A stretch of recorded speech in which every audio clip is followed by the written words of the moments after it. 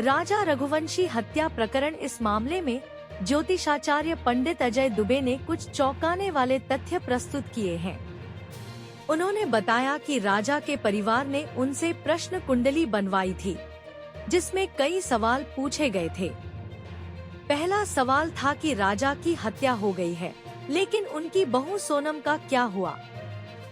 पंडित ने उत्तर दिया, सोनम जीवित है और सुरक्षित है। उन्होंने यह भी कहा कि उनके पूर्व में किए गए दावे सही साबित हुए हैं। सोनम की स्थिति और हत्या में शामिल लोग। सोनम उत्तर दिशा में है। हत्या में 3 से 4 लोग शामिल।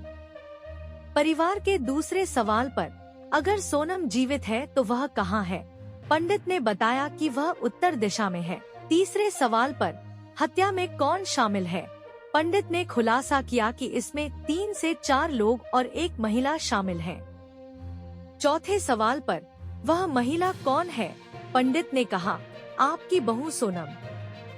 एक और महिला और समलैंगिक संबंध का दावा। पंडित का दावा। पंडित ने यह भी कहा कि हत्या में एक और महिला शामिल है, जो जल्द ही सामने आएगी। उन्होंने बताया कि यह महिला सोनम की सहेली हो सकती है और दोनों के बीच समलैंगिक संबंध भी हो सकते हैं।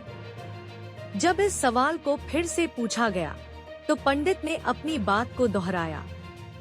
सोनम के परिवार पर धोखा देने का आरोप। धोखा देने का आरोप। पंडित अजय दुबे ने कहा कि सोनम के परिवार ने राजा के परिवार को धोखा दिया। राजा की कुंडली में मृत्यु योग था, जिसे सोनम के परिवार ने छिपाया। यदि यह जानकारी पहले दी गई होती, तो उपाय किए जा सकते थे और यह घटना टल सकती थी।